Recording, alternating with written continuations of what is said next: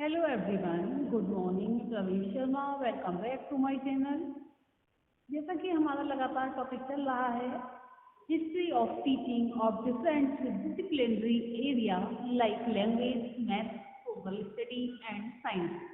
तो हम यहाँ पर जो हमारा मेन पॉइंट या मेन टॉपिक है लैंग्वेज है, तो इसी के संदर्भ में देखेंगे आज भाषा पाठ्यक्रम लैंग्वेज कैरिकुलम। पाठ्यक्रम शिक्षा शास्त्र का बड़ा रोचक विषय है।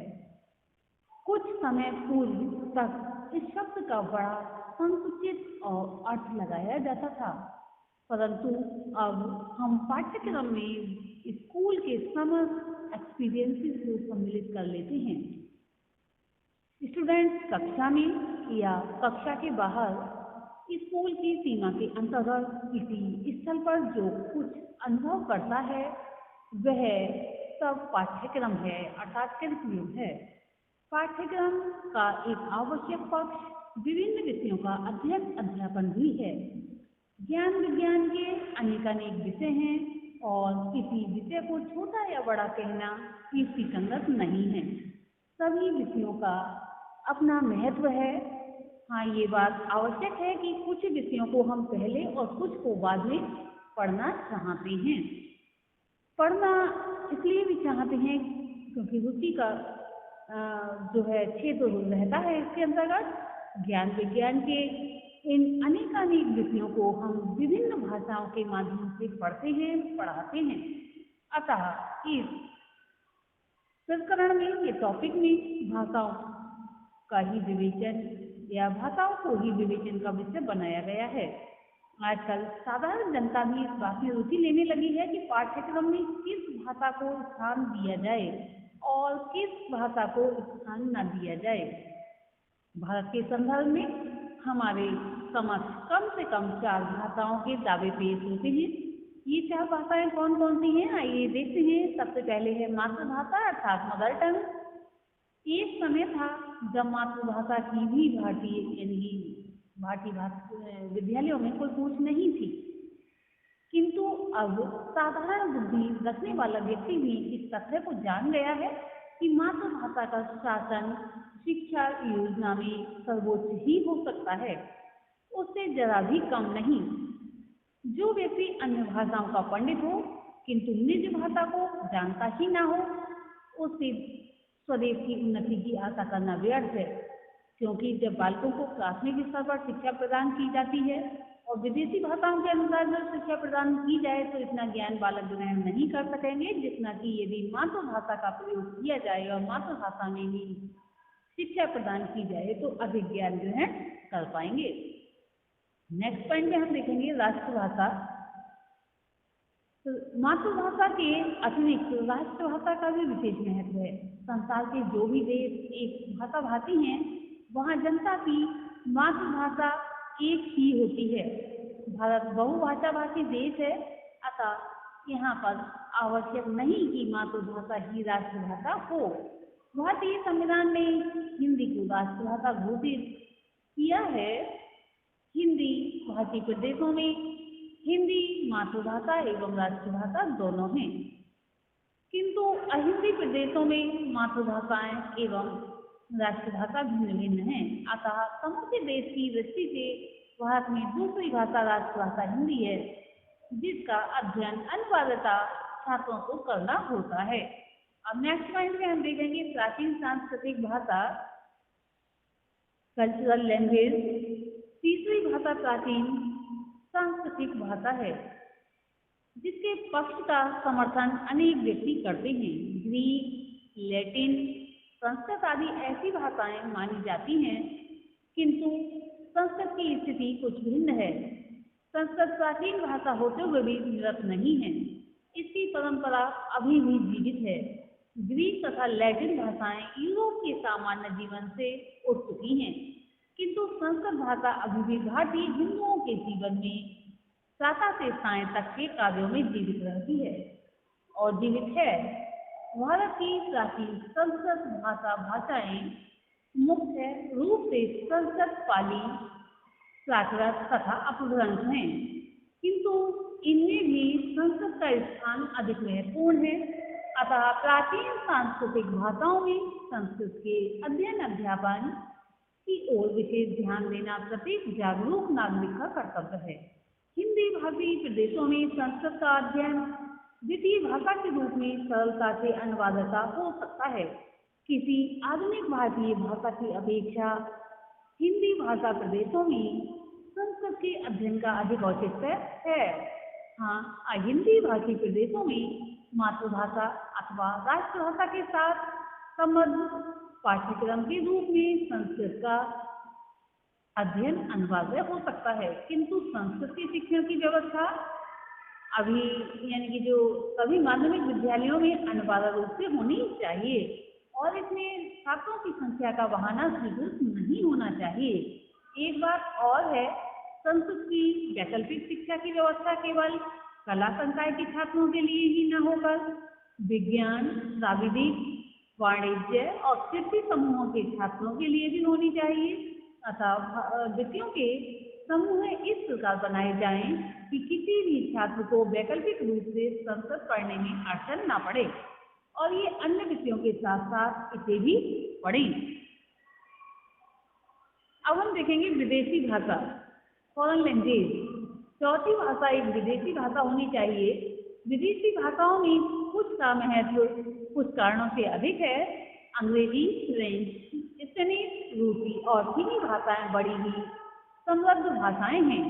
इनमें से अंग्रेजी को वरीयता ऐतिहासिक कारणों से मिलनी चाहिए। कुछ लोग अंग्रेजी को अनिवार्य बनाने के पक्ष में हैं, कुछ इसे वैकल्पिक रूप से पढ़ाने को कहते हैं, तो कुछ इसका अध्ययन बिल्कुल समाप्त कर देने को कहते हैं।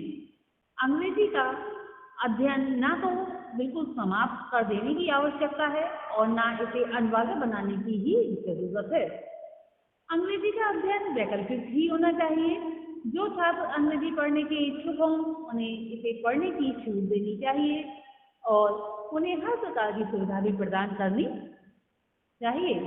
किंतु जिन छात्रों की रुचि अंग्रेजी पढ़ने में नहीं है, अर्थात उनका इंटरेस्ट नहीं है, तो उन्हें पढ़ने में इससे कोई लाभ नहीं। इससे ना तो अंग्रेजी का ही भला होगा और ना ही उन छात्रों का जो बिना रुचि के इसे पढ़ेंगे।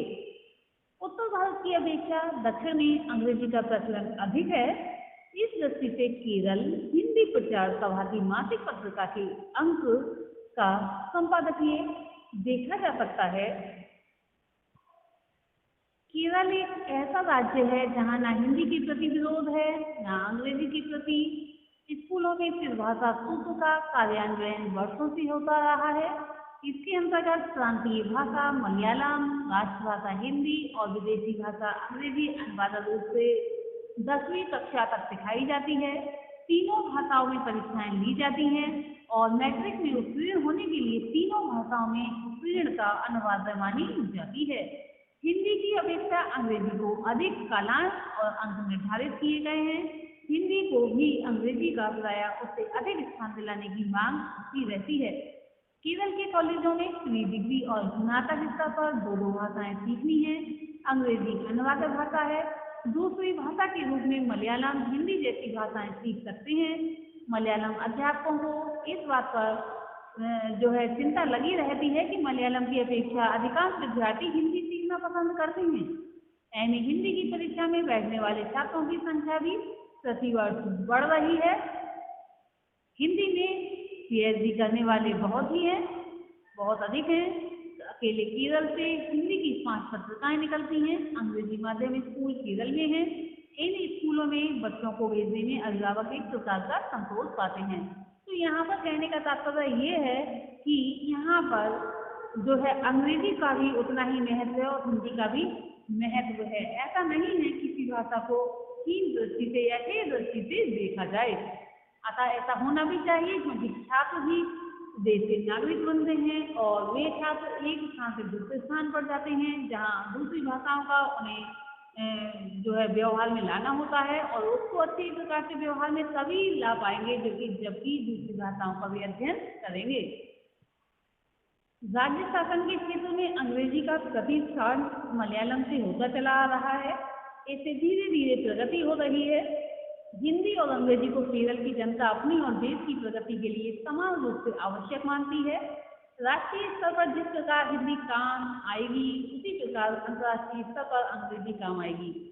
यही आम धारणा है। केरल की जनता हिंदी विरोध के पक्ष में है, न अंग्रेजी विरोध के पक्ष में। हाँ, राजभाषा के पद से अंग्रेजी को हटाने के लिए आंदोलन चले हैं। अंग्रेजी नाम पट्टों और साइन बोर्डों पर कभी कालिख लगाई गई, कभी अंग्रेजी में तैयार किए गए विधेयक विधानसभा में जला दिए गए। इसका ये मतलब नहीं निकलता कि अंग्रेजी का अध्ययन अध्यापन सदा के लिए खत्म करने की इच्छा जनता में है। हाल ही में केरल के कुछ नेताओं और अन्य लोगों ने हिंदी क्षेत्र के अंग्रेजी विरोध के विरुद्ध आवाज उठाई है। केरल विधानसभा के अध्यक्ष वर्कला वी राधाकृष्णन ने केरल हिंदी प्रचार सभा में भाषण देते हुए यह चिंता व्यक्त की कि हिंदी क्षेत्र दक्षिण की भावनाएं समझे बिना अंग्रेजी विरोधी आंदोलन चलाए तो देश के लिए हित नहीं होगा। हिंदी भाषी क्षेत्र के मुख्यमंत्रियों के इंदौर सम्मेलन के अंग्रेजी विरोधी निर्णय के संदर्भ में मलयालम के एक प्रमुख पत्रकार नहीं, समाचार पत्र अर्थात जो न्यूज़पेपर है मातृभूमि के 18 डेट अर्थात 28 और 18 यानी कि इस सन की बात है 1990 अर्थात 1990 अंक में विख्यात पत्रकार श्री वी के मधवन या माधवन जिनको बोलते हैं कुट्टी ने ये विचार व्यक्त किया है कि यदि हिंदी तक भाषाभाषी राज्यों का भी ऐसा संगठन बने तो क्या होगा। मलयालम के कुछ अन्य समाचार पत्रों ने भी हिंदी क्षेत्र के अंग्रेजी विरोधी या फिर अंग्रेजी विरोध को देश की एकता के लिए बाधक माना है। इसके पीछे ये आशा भी है कि केरल के अभ्यर्थियों या जो पढ़ने वाले छात्र हैं को अंग्रेजी के माध्यम से परीक्षा देकर अखिल भारतीय सेवाओं में और रोजगार के अन्य क्षेत्रों में प्रवेश पाने में जो आसानी भी ये अब नष्ट हो जाएगी, यानी कि जो आसानी थी अब वह नहीं रहेगी और हिंदी भाषी या भाषियों से भी हिंदी में समशीर्षता नहीं पा सकेंगे। केरल के कई केंद्र सरकारी कार्यालयों और राष्ट्रीयकृत बैंकों में हिंदी अफसर, हिंदी अनुवादक जैसे पदों पर हिंदी भाषियों की नियुक्ति जो हुई, उसी से लोगों की इस आशंका की को जो पुष्टि मिलती रही है। भाषा जोड़ने का साधन तो है, तोड़ने का नहीं है। आज हमने देखा भाषा पाठ्यवस्तु लैंग्वेज करिकुलम, जिसके अंतर्गत मातृभाषा, राष्ट्रभाषा, प्राचीन सांस्कृतिक भाषा तथा विदेशी भाषा के विषय में जाना और समझा। आज के लिए इतना ही, धन्यवाद।